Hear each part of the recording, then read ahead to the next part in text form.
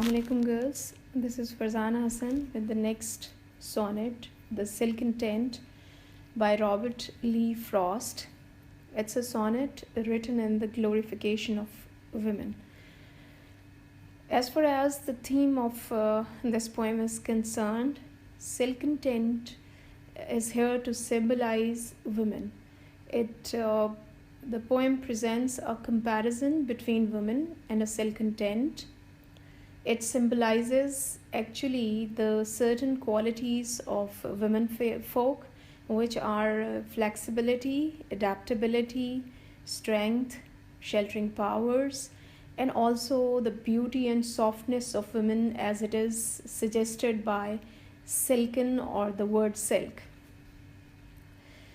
I'll first take up the lines and their explanation, and later on there will be the brief analysis of the poem. So I'll read the lines first. She is as in a field a silken tent at midday when the sunny summer breeze has dried the dew and all its ropes relent, so that in guise it gently sways at ease. The woman stands like a tent that is dried up after carrying the burden of dewdrops during the whole night. Now, in the middle of a sunny summer day, it is dry and light. So, the woman also, the tent actually symbolizes the life of a woman who is at peace and who is feeling free after the completion of heavy responsibilities of life. Like there were dewdrops on the tent and they made the tent heavy. So after getting dried up, the tent is free and it is light. So same is the case with the women, that they are always worried about the responsibilities of life and of their duties, and when they do it, when they go through these things and they accomplish their task, they feel free and they feel at peace after this. The guys are actually the ropes with which the tent is tied up to the grounds. The ropes after getting dried up, as well as we find that the cloth of the tent is dried up, so the ropes are also dried up and they are now soft, and they allow the tent that is moving rhythmically along summer breeze. So same is the case with the soul of the woman. After after the accomplishment of her duties, her soul soars higher towards the sky. Means she feels free to connect herself to the higher realities of the universe, and she has the same intellectual powers and same spiritual powers that any human being or any man can have on earth. And now the next lines. And its sporting central cedar pole, that is its pinnacle to heavenward, and signifies the sureness of the soul. The tent stands higher in the sky with its pole, with its lofty peaks. It seems to reach the heights of the sky.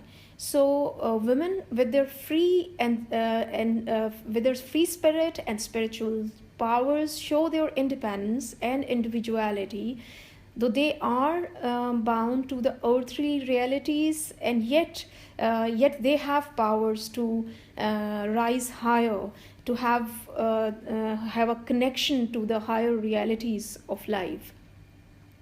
Actually, cedar is a certain kind of tree. It is the Urdu word for cedar is deodar, and this tree is found on in the hilly areas. And I must tell you here that please don't add this fact to your critical appreciation.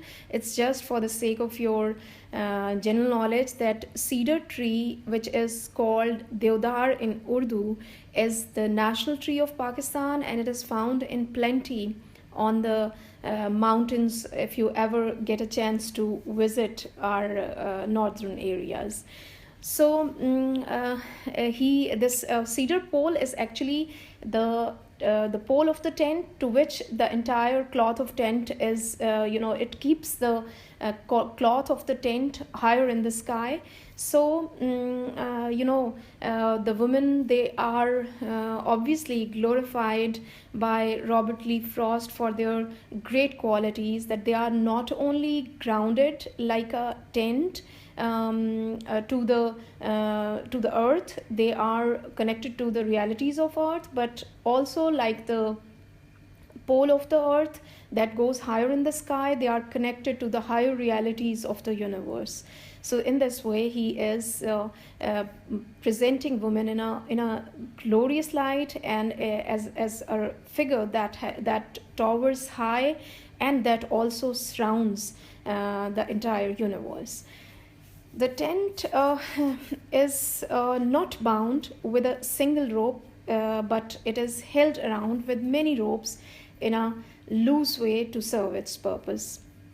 How we'll find it in the next lines. Seems to owe not to any single cord, but strictly held by none, is loosely bound by countless silken ties of love and thought, to everything on earth the compass round. As I have already told you, that tent doesn't depend on a single cord. It's a kind of structure which is made by a pole and several ropes and some of the pegs, and they all have their role in keeping the tent in its proper shape. So similarly, the women are not bound to just a single responsibility or a single relationship. Rather, they have lots of ties around them, like their family, their friends, their kids, and they feel bound to them, and they serve all the people around them. And we must praise her for the love and care she has for all the people around, and to serve this purpose, she is all the time alert, and she's all the time thinking with care, with love, with lots of consideration to take care of the people around. So the next lines: to everything on earth the compass round. This line is also very important, because again there is a comparison between a compass and a woman. You must have worked with compass that is found in your geometry box, and you actually use it in mathematics in order to make certain figures. So a compass, it stands in the middle of the paper, and with the help of it, we make a circle on that piece of paper. So responsibilities are just like those that circle, which is there around the compass, and it stands higher on the surface of the paper. So again, like a tent, there is a comparison between a woman and a compass, and as they feel themselves encircled by the responsibilities of certain relations, by the obligations of certain relationships, they feel bound themselves to the extent that they try to do their best in order to fulfill all these duties. So the tent, it stands loose as well as little tight to give shelter to others. Similarly, women have the same qualities. They stand upright, and then they encircle all the responsibilities which are spread around them, and they try to perform them in the best possible way. So women are guided by their inborn abilities. They are standing high sometimes. Sometimes they are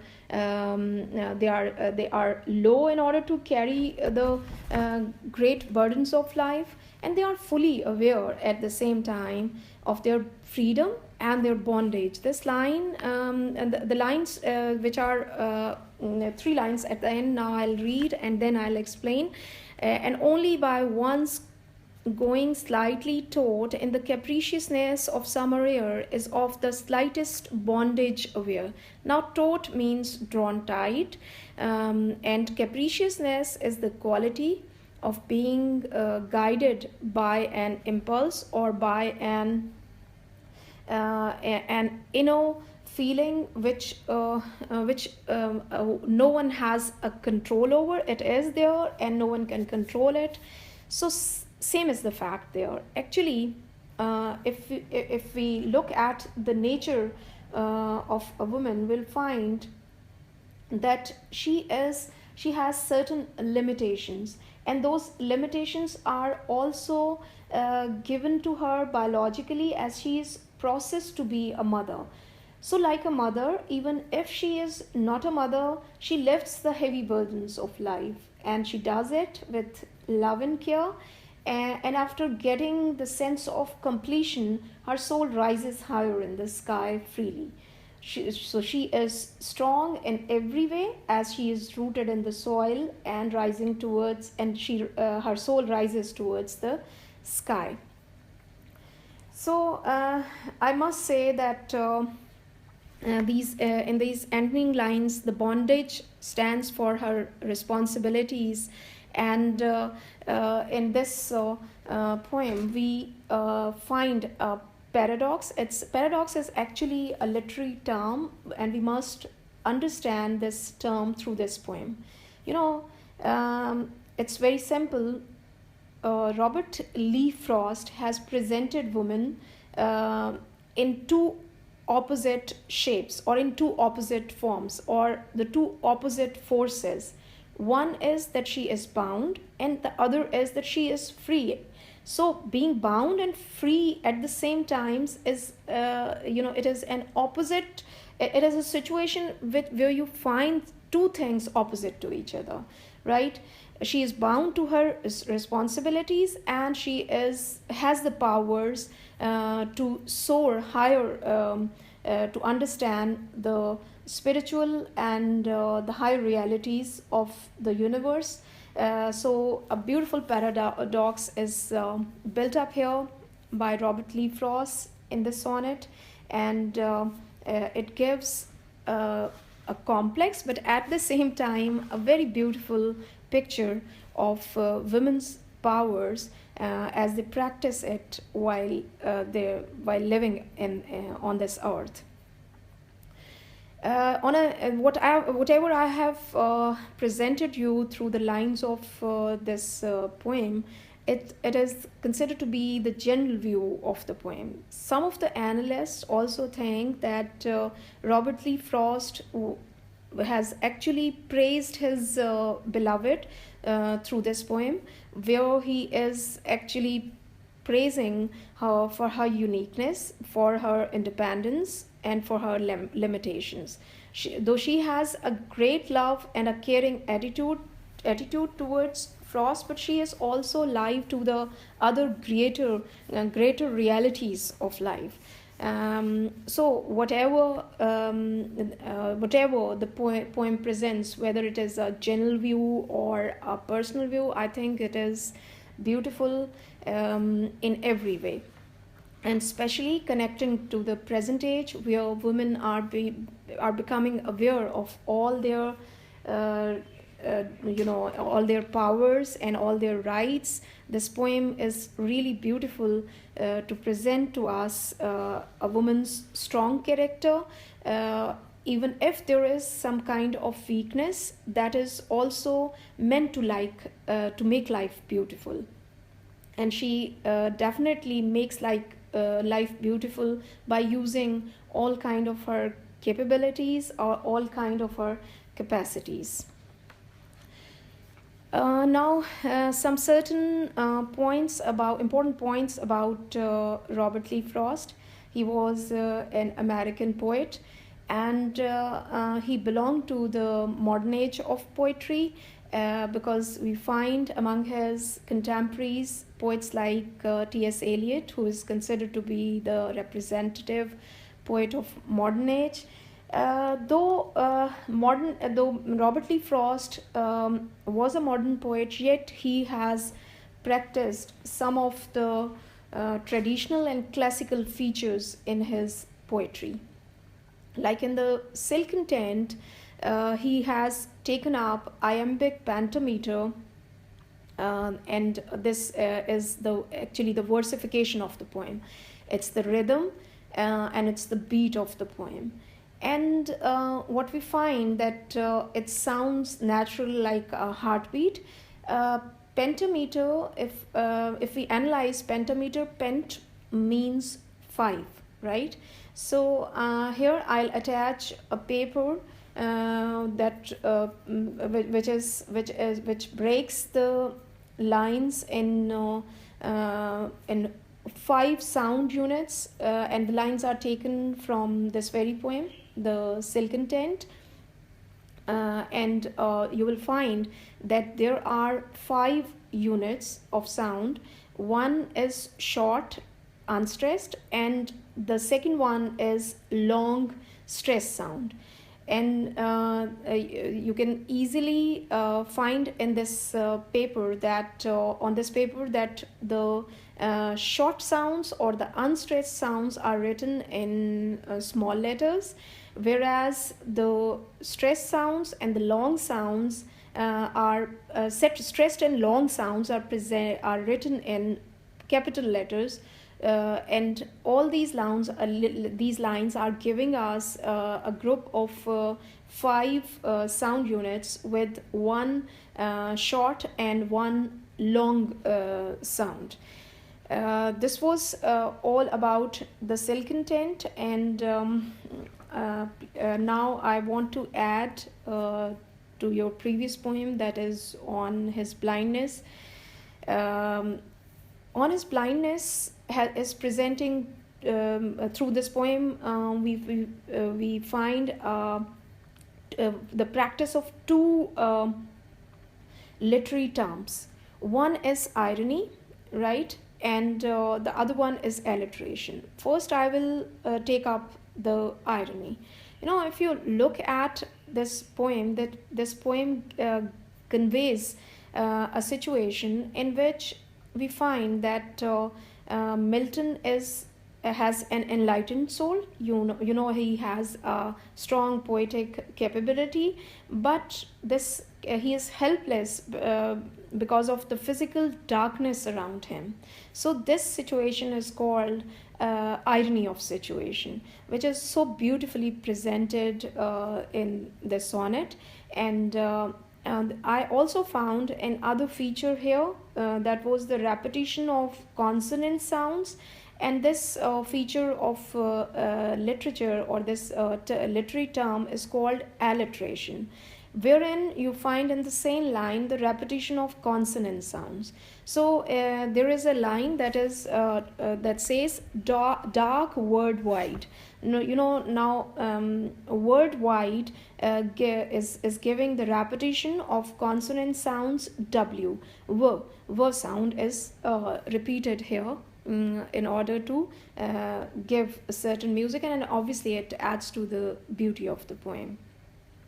So this was all about the Silken Tent by Robert Lee Frost, with a little addition to the poem on his blindness. And I hope you people are getting my lectures properly. And if there is any difficulty, I would love to solve it. Please do contact me within the given time today. Later, I think it is 12 to 12:30.